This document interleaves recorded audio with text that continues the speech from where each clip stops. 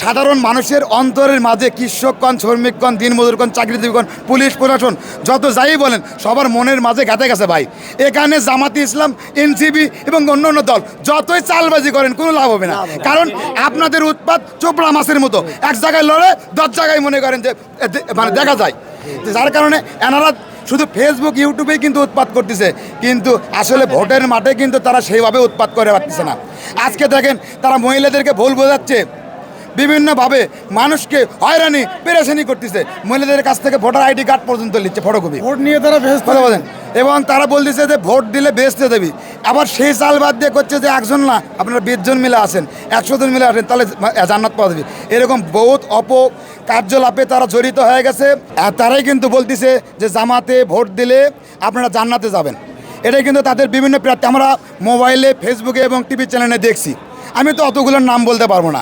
আর এটা নিয়ে অলরেডি আমাদের গ্রামেও কিন্তু একটা মানে গণ্ডগোল হয়েছিল, একটা বিচার সালিশ হয়েছে। তারা মানে সেই সময়ই সঙ্গে সঙ্গে জনগণের চাপে পড়ে ভুল স্বীকার করছে।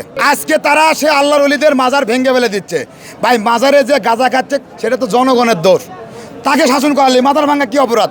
অথচ তারা মাজার ভাঙিচ্ছে, তারা কি করতেছে, পূজা মণ্ডপগুলো তারা পাহারা দিচ্ছে। কিন্তু এই জামাত ইসলাম কি করতেছে, মন্দির পাহারা দিচ্ছে। ভাই আমাদের তো হিন্দু সমাজ তো সংখ্যালঘু না, তারাও কিন্তু আমাদের কি, আমাদের ভাই বেরাদার, আমাদের প্রতিবেশী, আমাদের সবাইকে নিয়েই কিন্তু আমাদের শহীদ প্রেসিডেন্ট রাষ্ট্রপতি জিয়াউর রহমান সবাইকে নিয়েই কিন্তু এই বাংলাদেশ গঠন করার বিশাল প্রচেষ্টা করে গেছেন।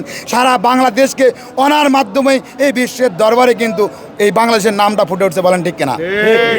তাই আমি বলতে চাই, সারা দেশের মানুষকে আমি বলতে চাই, আপনারা জামাতে ইসলামের অপপ্রচারে আপনারা যায়েন না।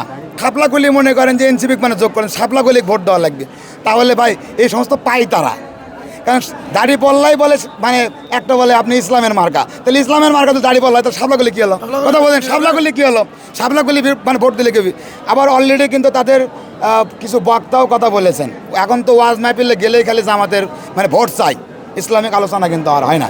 আমি বেশি কথা বলতে চাই না, আমি এইটুকু বাংলার মানুষকে বলতে চাই যে এই সমস্ত ইসলাম বিদ্বেষী যারা কোরআন হাদিসকে বিক্রি করতেছে, এই কোরআন হাদিসকে যারা মানুষের ইমানকে নষ্ট করতেছে, আপনারা তাদের দিকে না যেয়ে আপনাদেরকে আহ্বান করব, বাংলাদেশ জাতীয়বাদী দলকে আপনারা ধানের শীষ প্রতীকে ভোট দেবেন ইনশাল্লাহ, এবং জামাত ইসলামকে আপনারা বয়কট করুন, এনসিপিকে আপনারা বয়কট করুন, বলেন ঠিক কিনা?